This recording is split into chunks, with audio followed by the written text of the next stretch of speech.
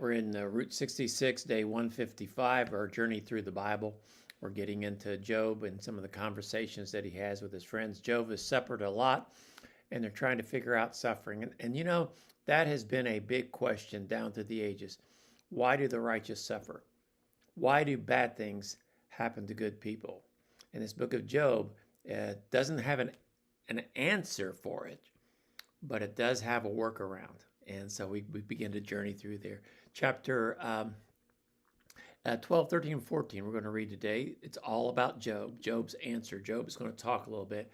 Chapter 12, he talks about, Job responds sarcastically to his friends, a little bit sarcastically, accusing them of thinking that they're the only ones that know the truth.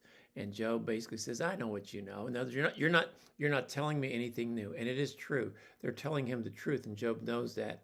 And he declares that he understands. I mean, not completely understands, but he knows God's power, God's sovereignty, God's justice. But he points out that sometimes the wicked prosper and sometimes the innocent suffer, challenging their oversimplistic idea that God always rewards and always punishes immediately the right and the wrong. He said sometimes life doesn't make sense. And so we need to be careful of that.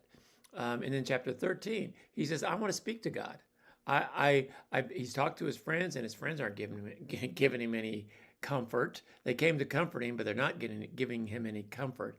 And he just tells his friends to be silent because he wants to make his case before God. And we find out by the end of the book, he will. And that's an interesting place to go when we get there. He insists he'll take the risk, argue his case before God. One of his most powerful lines is in verse 15. Though he slay me, yet will I hope in him. His deep trust and frustration, even if he kills me, I still believe him. I still trust him. I still hope him. That's a good one. Job chapter 14, he just reflects on life, on humanity, the frailty of human life. Life is short and full of trouble. Now, when life has been going bad, that's your perspective. When life is going good, you sometimes say, hey, this is just a great life.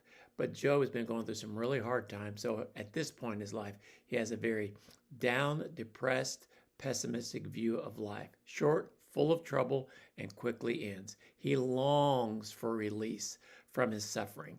And he questions if there's any hope beyond the grave. He pleads for God to look on him and have compassion on him and let him die. Wow. And so he's going through some hard times. So when you read your Bible, you'll get some insight into what he says. So just a few lessons. One lesson, God's ways are always beyond human logic. Be careful when somebody has figured out God. If we can figure out God, whatever it is we think God is, that's not him. Because how can we comprehend God? Not everything is always as black and white as it seems. So be careful of somebody who seems to know it all. A second thing, honest faith can still be hopeful. Job, though he slay me, I'll trust in him. Even when we don't understand, we can say, you know what? I don't have all the answers. I don't know what's going to happen. I'm all mixed up, but you know what? I still trust in God. Faith can persevere through pain and suffering, just believing in God that he's going to take care of it. And another lesson, life is fragile. Life is fragile. 1 minute they're here, the next they're not. Life can be taken up like that. What does James say? Life is like a vapor. It appears for a little while and then vanishes away. What really matters? Love.